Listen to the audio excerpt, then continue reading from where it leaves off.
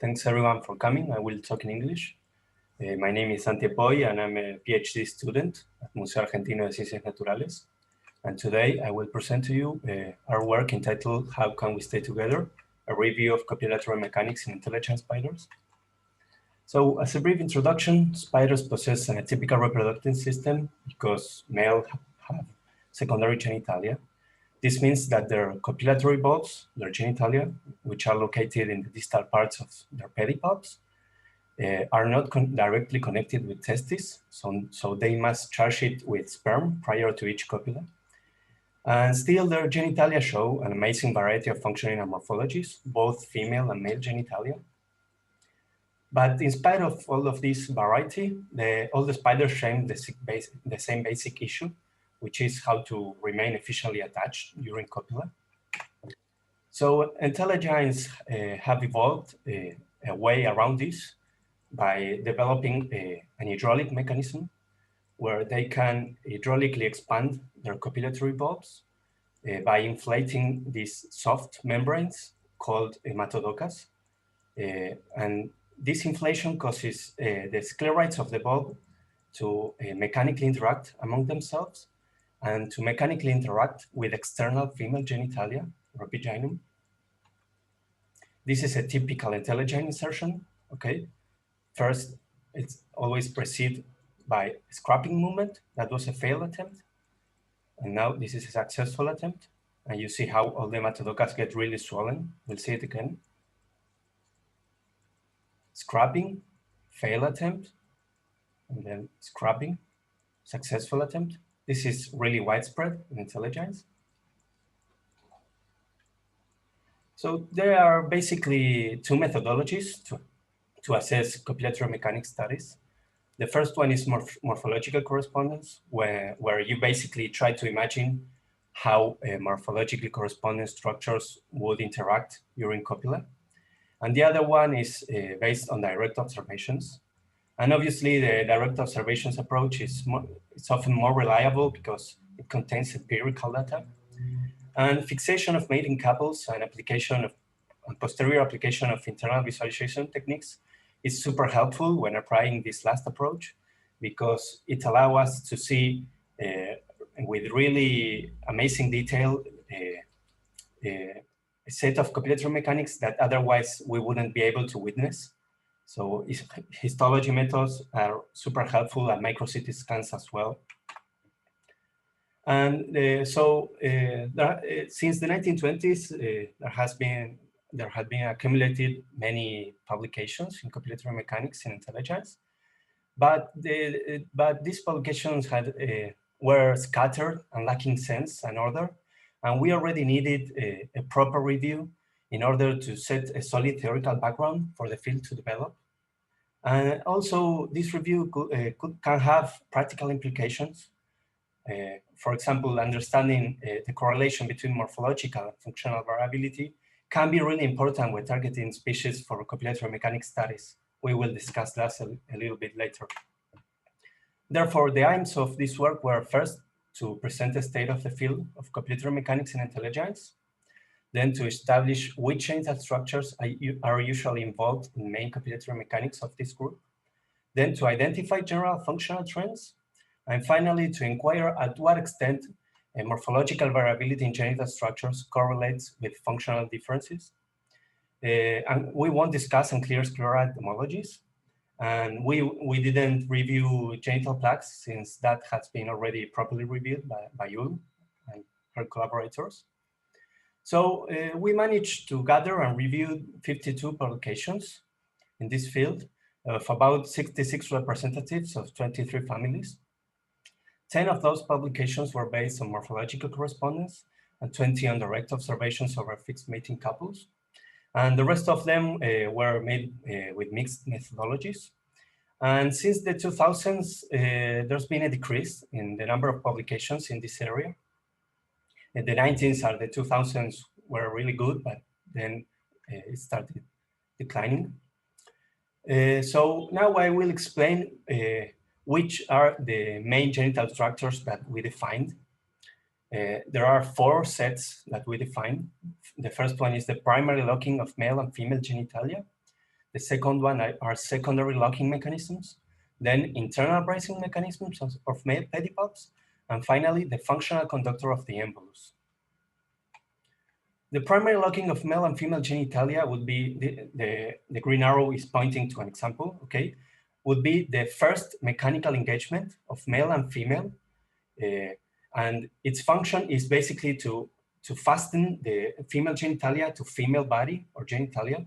This is an example in Nesticus, and this is achieved by the paracymbium entering the epigastric furrow of the female. The secondary locking mechanisms would be any locking mechanism that comes after the primary locking, and their function is to further secure the male pulp to the female. And here there are some examples too. For example, the median apophysis that comes in contact with the epigynal pocket.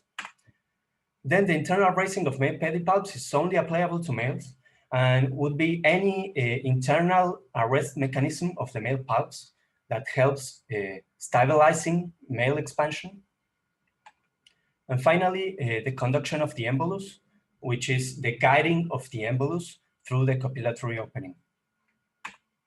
So here I present the main copulatory, which structures are most commonly used for each of the main copulatory mechanics for these groups of spiders of RTI clade.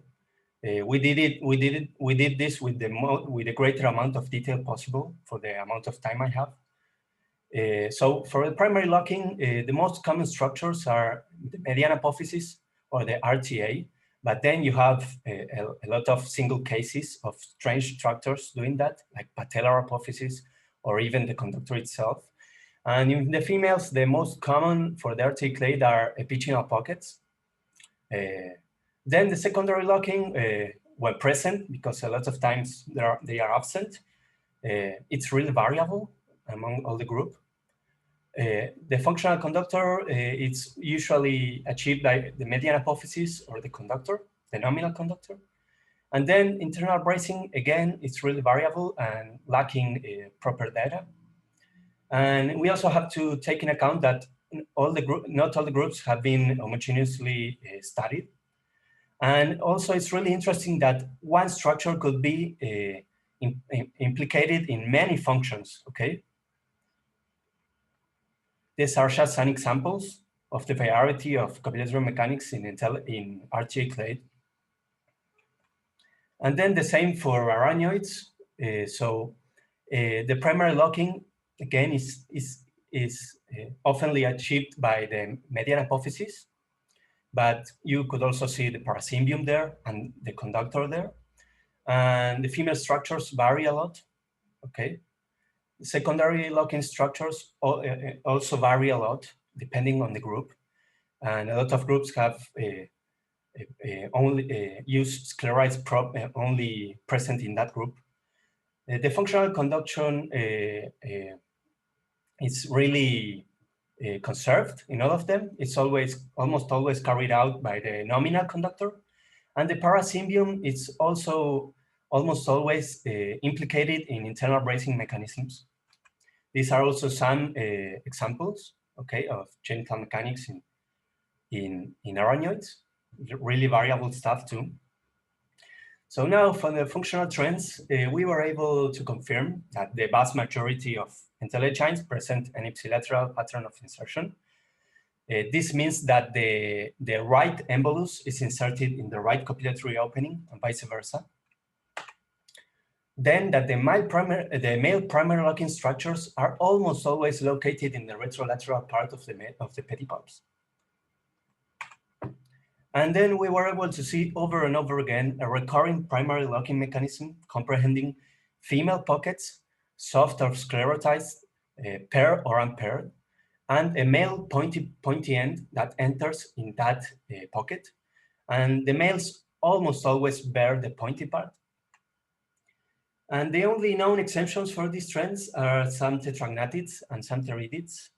Tidarren has this star here, this asterisk, because they can actually choose whether to make ipsilateral or contralateral insertions. But I highly recommend you check on these cases because they are super aberrant, highly really strange. So they are fascinating. So check them.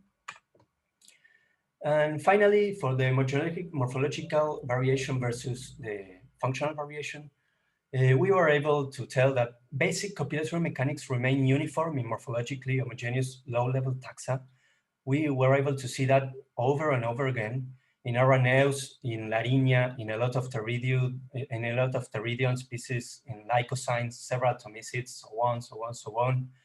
This is just the case in tomicids, which is a fairly morphologically homogeneous family.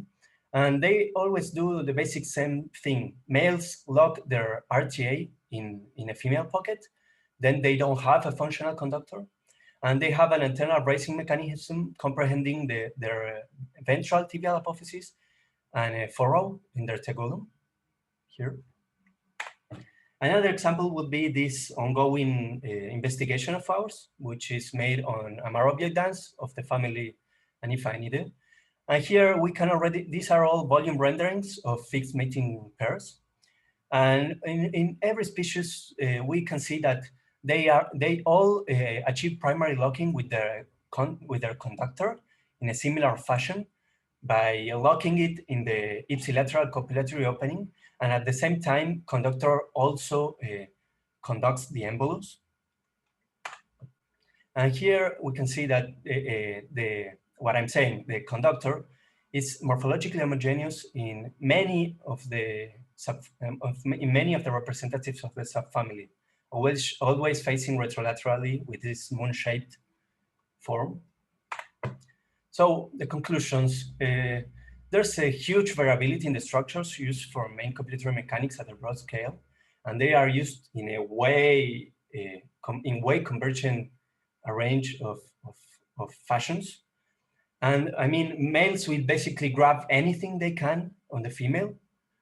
And then there's an almost complete conservation of ipsilateral modes of insertion, allocation of male primary locking structures in Entelegynes. What this means is that regardless of taxonomic group, of biology of the spiders, of copulatory, of mating position, it's the most likely thing is that males will go for the ipsilateral copulatory opening and will attack it with the retrolateral part of their pedipalps, and we try to fix that way. And finally, that basic copulatory mechanics are conserved in low-level taxa with homogeneous genital morphology. This happens a lot.